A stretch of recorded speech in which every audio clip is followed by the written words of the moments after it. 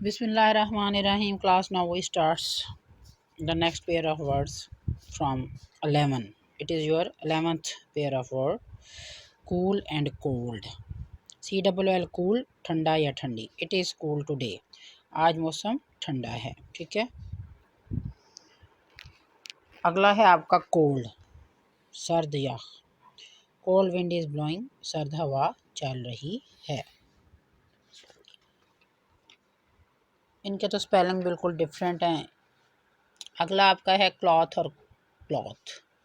अब आपने गौर से देखना क्लॉथ और क्लॉथ्स जैसे होता है वो ऐसे नहीं लगा हुआ, लेकिन क्लॉथ्स लिखा होता है अक्सर, फलाना क्लॉथ्स.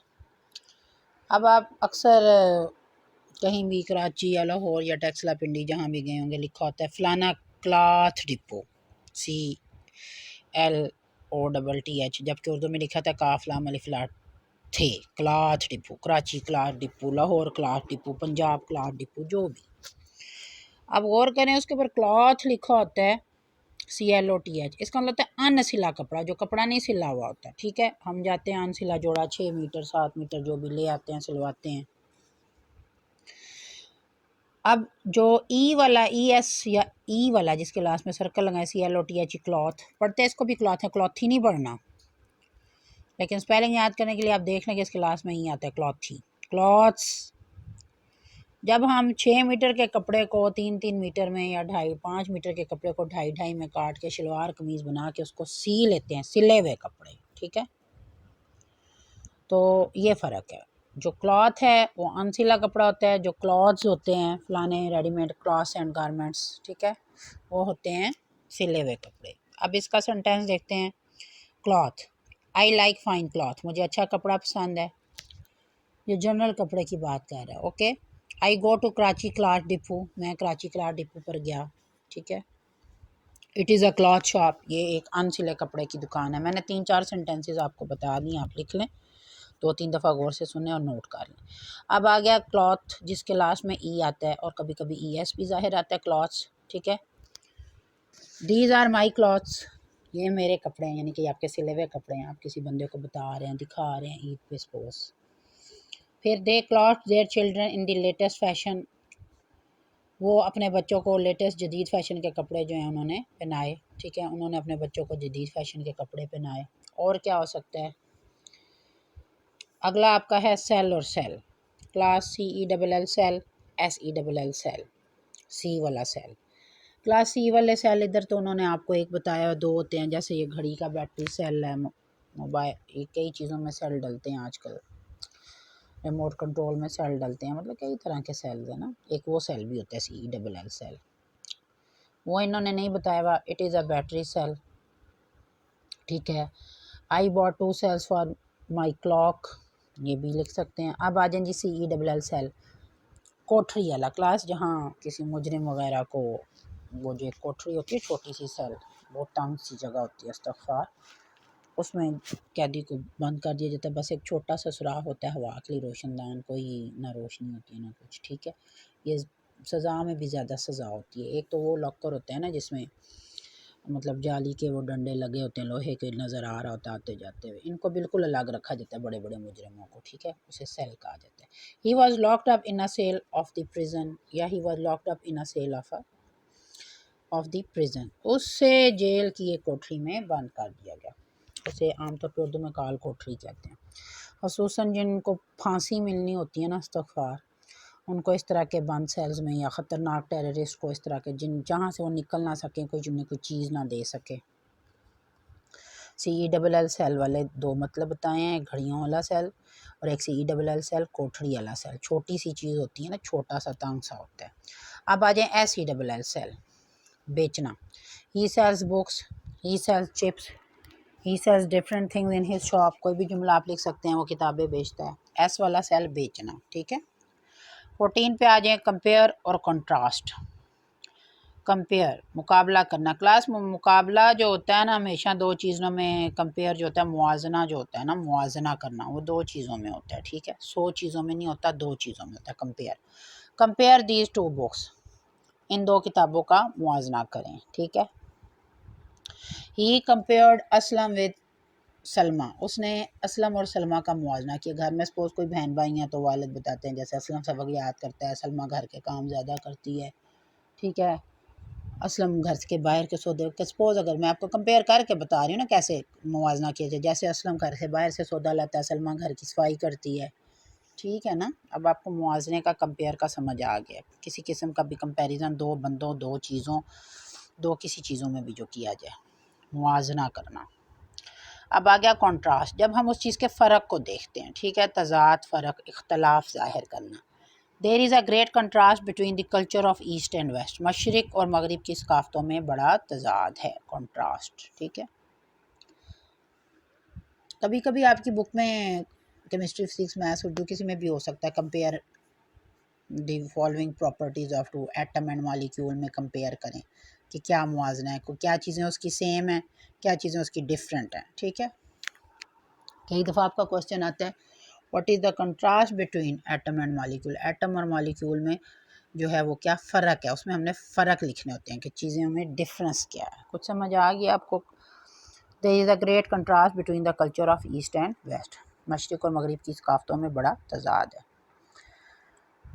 अच्छा जी, कैसे तज़ाद है? मशरिक़ में आपको पता है हर बंदा औरत जो है सर पे दुपट्टा लेती है, चादर लेती है, हया का नमूना होती है। मगरिब में तो ये चीज़ें नहीं होती, ठीक है। तो एक मिसाल दे रही हूँ, हमारे इधर मस्जिद होती है, लोग नमाज़ कुरान पढ़ने जाते हैं, वहाँ नहीं लोग मस्जिद में जाते, शायद चर्च वगैरह में जाते हैं, सिर्फ वो भी संडे को। मतलब ये मैं दो बातें बताई हैं मशरिक़ और मगरिब में, उनके कल्चर्स में किस तरह तज़ाद है, डिफरेंस कैसे है। 15 है डिवाइस और डिवाइस।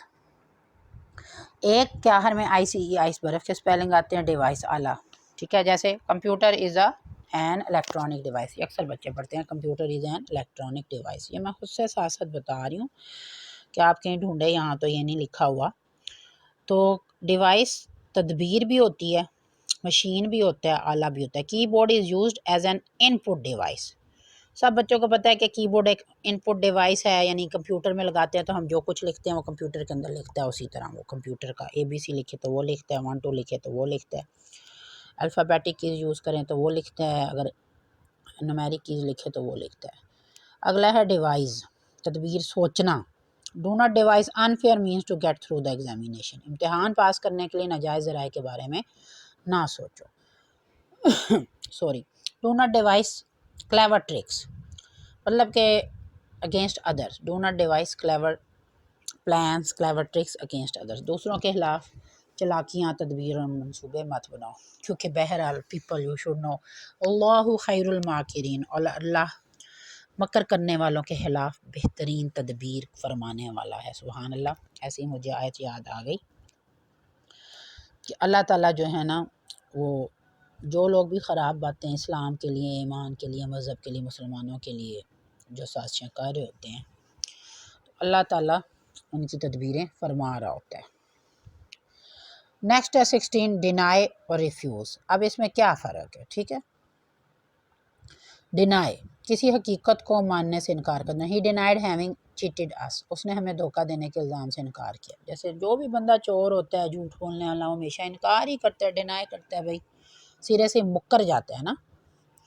तो रिफ्यूज़, काम से इनकार करना। Why did you refuse to work, आपने काम करने से इनकार क्यों किया। जैसे सपोज कई दफ़ा कोई बंदा किसी को कहता है यार ये काम कर दो, कहता है मैं नहीं कर सकता, फिर वो पूछता है भाई क्यों कर नहीं कर रहे हो, वो बताता है भाई मेरी ये, कई बच्चे जैसे स्कूल में काम नहीं करते तो टीचर रीज़न पूछती हैं, बताते हैं फौतगी होगी है या बीमार थे या कोई और मसला था। तो रिफ्यूज़ होता है सिरे से इनकार करते, भाई मैं ये काम नहीं करता। और डिनाई होता है कि जैसे कोई बंदा है, उसके ऊपर इल्ज़ाम लगा, उसने कोई झूठ बोला, कोई कुछ किया, वो कहे जी मैं नहीं ये काम नहीं किया। अब समझ आ रही है फ़र्क, एक काम से इनकार करने में और एक बात से मुकर जाने में, इन दोनों बातों में फ़र्क है। नेक्स्ट है डायरी और डेयरी। अब आप गौर से देखें, मैं आपको फ़र्क बताती हूँ। अब आपने लास्ट में से फ़र्क देखना है। अगर आप गौर से करें, जो डेयरी फार्म है ना, डेयरी फार्म, उसके सेंटर में AIR, एयर के स्पेलिंग है, सर्कल लगाएं ज़रा, एयर। ये जो डेयरी फार्म है, गाय भैंसों दूध वाला, चाहे शीप्स रख लें, चाहे कॉज रख लें, चाहे फैलोज रख लें, चाहे सारे मिक्स रख लें, डेयरी फार्म, इसके सेंटर में AIR एयर के स्पेलिंग आते हैं, ये आपको पहचान करेगा। जो ये AIR एयर वाला डेयरी है ना, ये मिल्क वाली डेयरी है। अब आ गया जी डायरी वाला जी, बस एक याद कर लेंगे, दूसरे का वैसे ही पता चल जाएगा। ARY डायरी के लास्ट में ARY अरे आ रहा है, अरे अरे डायरी डायरी, ठीक है, अरे ARY। चलें जी, दूध वाली डेयरी जिसके सेंटर में AIR के स्पेलिंग आते हैं। We buy milk from a dairy farm, हम डेयरी फार्म से दूध खरीदते हैं।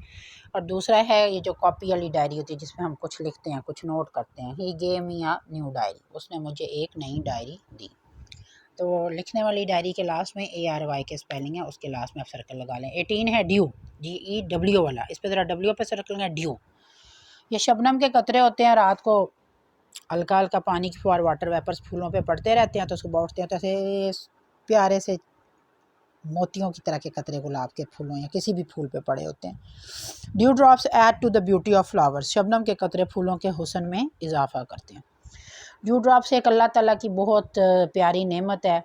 और आप जब बाग में या घास पे या किसी जगह पे भी जाएं, गर्मियों में सुबह सुबह जो लोग 3, 4 या 5, 6 बजे वॉक करते हैं नंगे पाँव, तो ग्रीन ग्रास के ऊपर ड्यू ड्रॉप्स आपके पैरों से लगते हैं, आपको बहुत सूथिंग इफेक्ट आता है। आप अल्लाह की कुदरत पे सुभान अल्लाह कहते हैं। ये पानी के कतरे भी एक नेमत है, पौधों को भी पानी मिल जाता है और इंसान भी इंजॉय कर लेता है। अगला है यू वाला ड्यू, इस पर सर्कल लगाएं मिड में, यू पे DUE ड्यू। वजह, reason, I could not go to school due to an important piece of work, मैं एक अहम काम की वजह से स्कूल ना जा सका, ठीक है।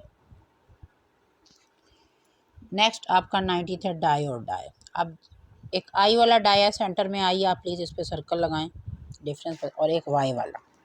अब जो आई वाला डाई है मरना, और वाई वाला डाई है रंगना, हेयर कलर जैसे किया जाता है, किसी कपड़े पर रंग किया जाता है, वाई वाला।